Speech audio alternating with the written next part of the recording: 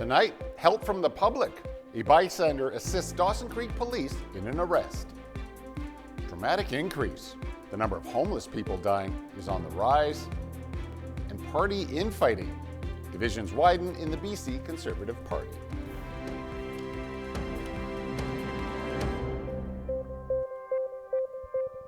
Good evening, and thank you very much for joining us. And we begin tonight with Dawson Creek Police thanking a member of the public for helping officers arrest a fleeing suspect. The Mounties say 2 members of the violence suppression team noticed a suspect wanted on outstanding warrants this afternoon. Police say Adam Dar was spotted in the parking lot of the Dawson Creek Walmart. Dar allegedly ran from officers towards the store. The shopper noticed the chase and stuck out his leg, tripping Dar. Mounties were then able to arrest him. Dar was wanted on 3 separate warrants for a total of 15 charges. Among them, aggravated assault, pointing a firearm at another person, robbery, and resisting a police officer. Well, Northeast BC saw a dramatic year-over-year increase in premature deaths among homeless people. The BC Coroner Service says at least 458 people with inadequate shelter across British Columbia died in 2023. Northeast BC accounted for only a small percentage of those deaths, but the numbers are stark. There was a rise from 3 deaths in 2022 and more than doubled to 9 the following year. That's the highest number since 2016. 91% of those unhoused deaths in the province were considered accidental, a stark reminder of the severity and continued presence of BC's toxic drug and housing crisis. Another deep division among BC Conservatives tonight. A tweet and a video featuring a high-profile MLA has pitted party member against party member. And now, John Rustad has expelled Dallas Brody from the Conservative caucus in an effort to help unite his party.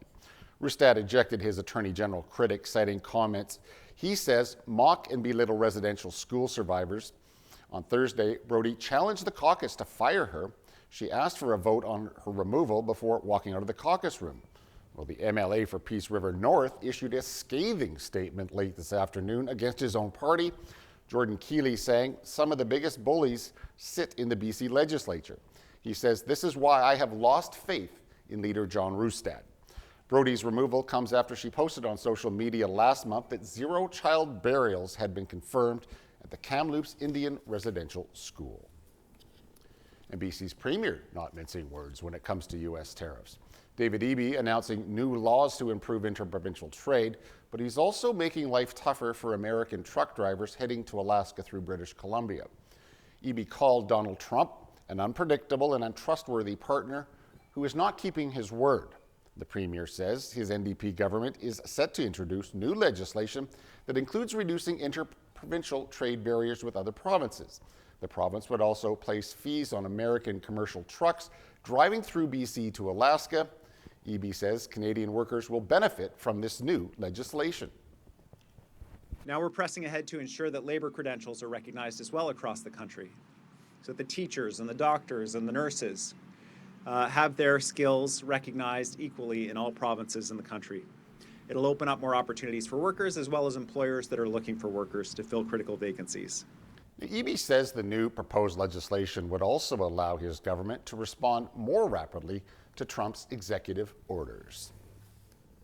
Enbridge announcing details of its Birch Grove brownfield expansion of the T-North pipeline. The pipeline expansion will handle an additional 179 million cubic feet of liquid natural gas per day, supporting exports from the Lower Mainland. It'll bring T-North's total capacity to 3.7 billion cubic feet per day. The short-haul pipeline will span the Fort Nelson area to its compressor station in Chetwynd.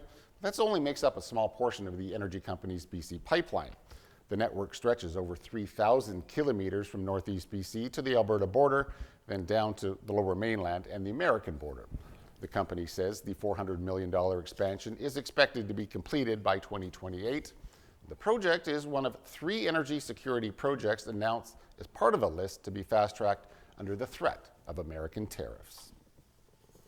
And a new survey out today says 75% of Canadians support a cross-country pipeline from Alberta to Eastern Canada. Nanos Research surveyed 1,000 Canadians over the past week. 54% of people asked say they support a cross-country pipeline, and 21% say they somewhat support the idea. 21% either oppose or somewhat oppose the concept. The Prairie provinces and Atlantic Canada showed the highest support at 80% or higher. And the unpredictability over tariffs is rattling the oil and gas sector. Leaders in Alberta say they're already seeing a slowdown. Shalane Skulski has the details. Companies here in Nisku are really concerned. We don't usually pick up till, I don't know, June, but I don't know, it's kind of scary. Workers in Alberta's oil and gas sector are bracing for the blow of tariffs. Alberta ships 4 million barrels of oil every day to the U.S. Some of the workers who helped to send that oil south worry their jobs are at stake. Not yet, but there's rumors that it's going to happen. It will equate to job loss in the end, and a slowdown to businesses within the community and loss in revenue. So that's the biggest concern. The president of the Rural Municipalities of Alberta says the economic instability is already having an impact, with fears it could get worse. It hits us differently in rural Alberta. We're a smaller community, so we have less likelihood to pick up some of the other revenue in other areas. So it tends to impact us first and harder.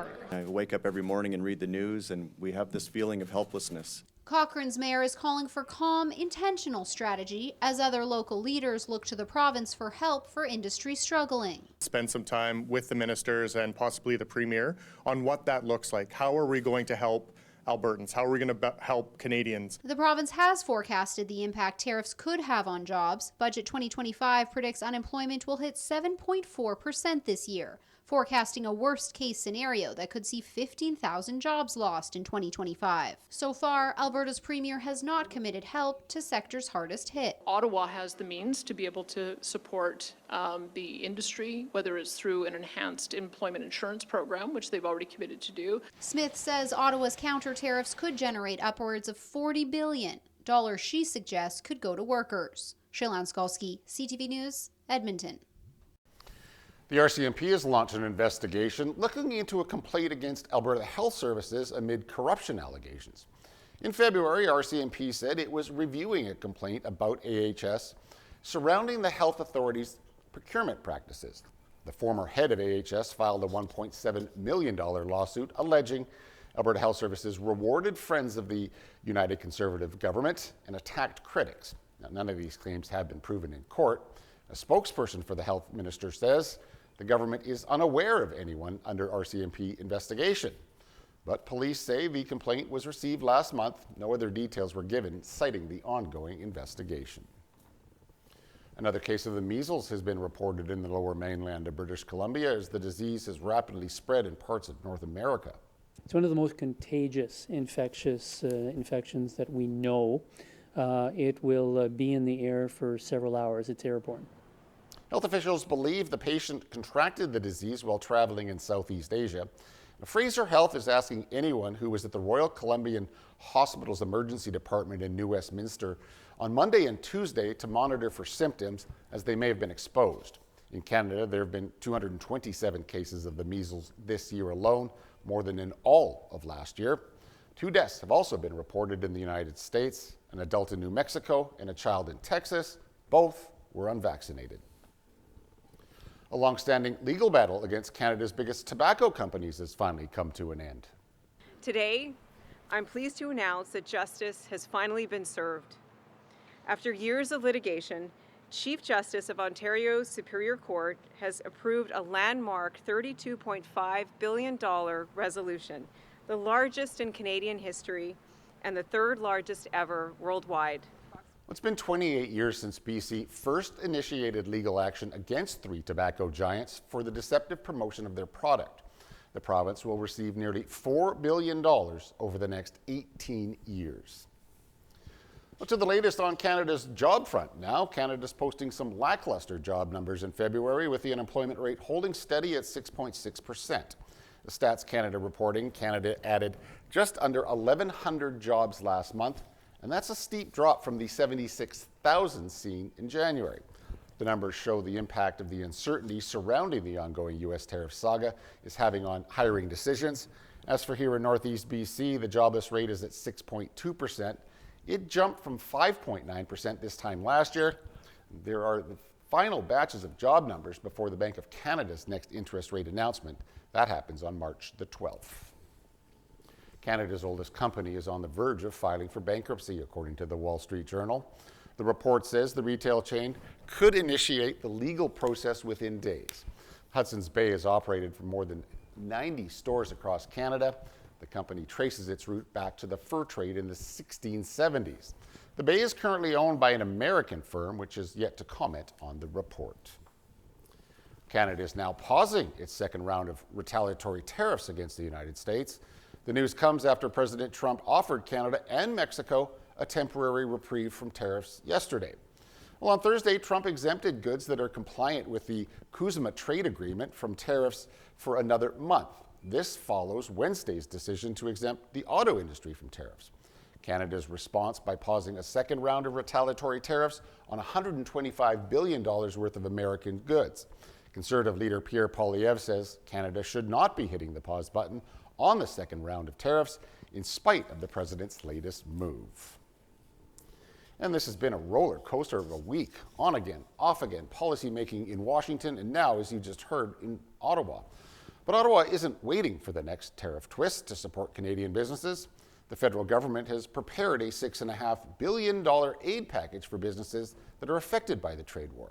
Now, $5 billion of that will help businesses over the next 2 years tap into new global markets and cope with decreased U.S. sales. $1 billion is going towards loans for the agriculture sector. $500 million is available for business loans at preferred interest rates. Employment insurance will also be more flexible in order to help businesses retain employees by reducing work hours. This Sunday, the Liberal Party will choose a new leader who will then become Canada's next Prime Minister. If you elect me, with my colleagues, we will put in place a serious plan for Canada, a plan to build a strong economy, to create new trading relationships, and secure our borders. I am the leader who is uniquely qualified to fight for us right now. Liberal Party members will now choose whether Mark Carney, Chrystia Freeland, Karina Gould, or Frank Baylis becomes Canada's next Prime Minister. A federal election is expected to be called soon after that. An additional 179 varieties of firearms are being outlawed in Canada. They're being added to the list of prohibited guns Ottawa considers too dangerous for use by hunters or sport shooters. Officials say the federal buyback program will provide fair compensation to owners of the newly listed guns. There will also be a review of firearms classifications. It'll look at modernizing the legal framework for prohibited guns to close gaps in the law. About 2,500 types of guns the government calls assault-style firearms have been banned since 2020. A family of 4, including 2 small children, were found in the woods in Quebec overnight. According to the RCMP, they had just crossed the border on foot into Canada from the United States and were nearly frozen to death. The 4 of them were sitting under a tree, completely frozen, unable to move anymore, and just kind of hoping that somebody will find them. RCMP say the family was found sitting under a tree when officers did find them in Havelock, Quebec. A spokesperson says they were exhausted and frozen. They were wearing coats but didn't have appropriate shoes or boots. The family's being treated for hypothermia, but their lives are not considered to be in danger. And Service Canada is now offering a new guarantee for travelers. Your passport will be renewed in 30 business days or it's free. The guarantee comes as the department tries to cut down on wait times for services including passports, federal benefits, and the social insurance program. The streamlining also comes in the wake of the post-pandemic recovery. Well, that's when a surge in passport renewals led to wait times dragging on for weeks. New data shows the number of phone calls to passport offices quadrupled between 2021 and 2022. It's that time of year again where most Canadians are getting ready to lose an hour of sleep this weekend. Clocks spring forward 1 hour this Sunday for daylight savings time across most of the country. Here in Northeast BC, the Yukon, and most of Saskatchewan, clocks will stay the same. And while there has been a renewed push in recent years to do away with the time change, for now, it's still here. Health experts are warning the change could do more than just make people groggy. It can affect mental health and cognitive performance. And medical examiners in New Mexico say actor Gene Hackman and his wife passed away from natural causes. The cause of death for Mr. Gene Hackman, aged 95 years, is hypertensive and atherosclerotic cardiovascular disease, with Alzheimer's disease as a significant contributory factor.